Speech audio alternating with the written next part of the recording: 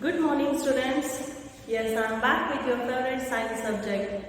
So, let us begin with the 10th standard new science chapter, that is metals and the non-metals. As you all know, students, we find elements in the nature. You are all familiar with the word elements, right? What do you mean by elements?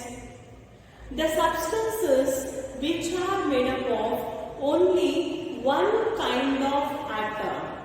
If they are made up of only one type of atoms, we are going to call as the element. Take the example like a carbon. Carbon, it is made up of carbon atoms. You take the last piece of the carbonate apart, it is made up of the carbon atom.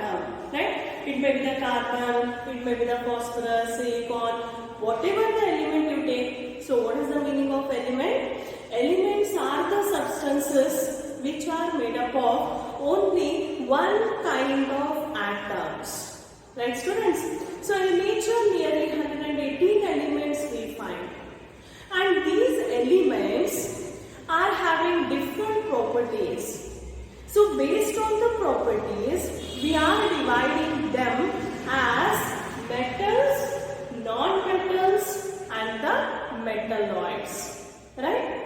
So in this chapter what we are going to learn? We are going to learn about the metals and non-metals. What is their properties?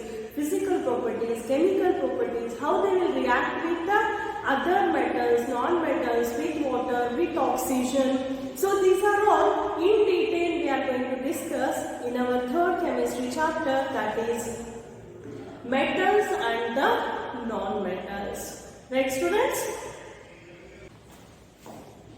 Students, as you know about the periodic table, instead of the chart, I am showing it here only. I think it is clear. So in this, whatever green color you can see, the green color, what you can see, no students, these are all the metals.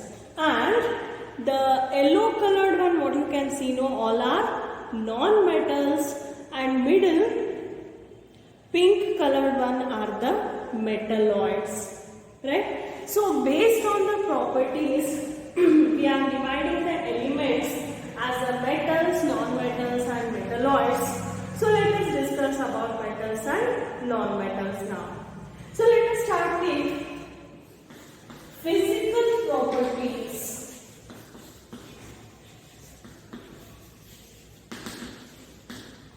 Physical properties of metals and non-metals. So let us make three columns, students. One is the property about metals,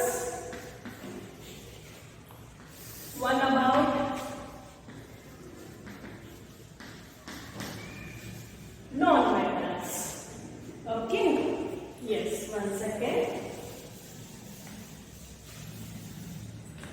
So, when you take about the property of the metals and non-metals, let us take the first property, that is the state of existence. The state. In what state you are getting the metals, students? Metals are solid at a room temperature. As you know that metals are solid at room temperature, but there is one exceptional case. Which one, students? Yes, mercury.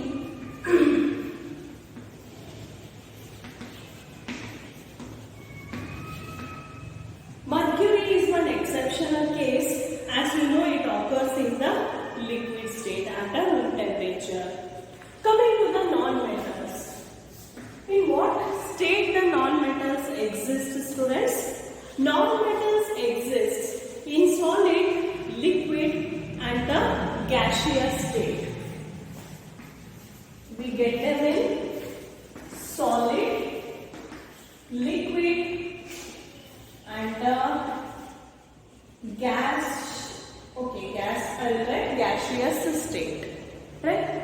Can you give me the examples for the solids like carbon, sulfur, phosphorus. So many examples will come, students. Few examples I have given.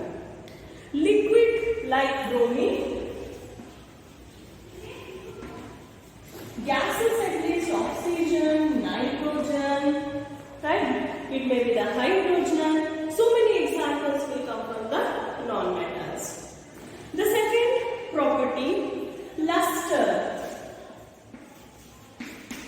The second property is luster. What is this luster? As you know, the shining surface, we are going to call it as lustrous. Okay, shining surface. As you know, students, metals are with a shining surface. Means what I can write here? They will show lustrous property. They are lustrous. What about the non-metals I can write, students? Non-metals are normally non-luster. You don't find the shining surface of the non-metals, so we can write it as these occurs in they are not showing the shining surface. But for the non-metals, we can give one exceptional case, students, that is the iodine. Take down.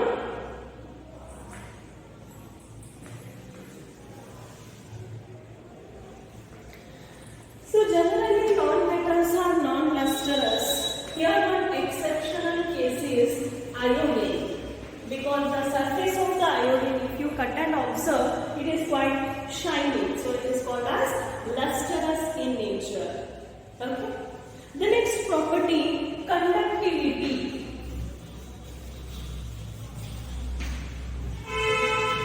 Conductivity. What they will conduct? Heat and electricity. Thermal conductivity and the electric conductivity. So do you find the conductivity in the metals, students? Yes, we find. We find these are the good conductors. Metals are the good conductors of heat and electricity. Take the example like a copper, aluminium, right? Iron. So many examples will come. These are all good conductors of a heat and electricity. What about the non-metals? These are poor conductors of a heat and electricity. Poor conductor in the sense, usually they won't conduct the heat and electricity. They won't allow the heat and electricity to pass through them. So called as bad conductors, you can say, are the poor conductors of the heat and electricity. But one exceptional case we find here, that is the graphite. Graphite is a very good conductor. So except graphite, other non-metals we can say as the poor conductors. Next one, density. What about the density of the metals, students? Density of the metals is quite high. The density is high, but the non-metals density is low. Next one, hardness. The next property, hardness. What about hardness, students?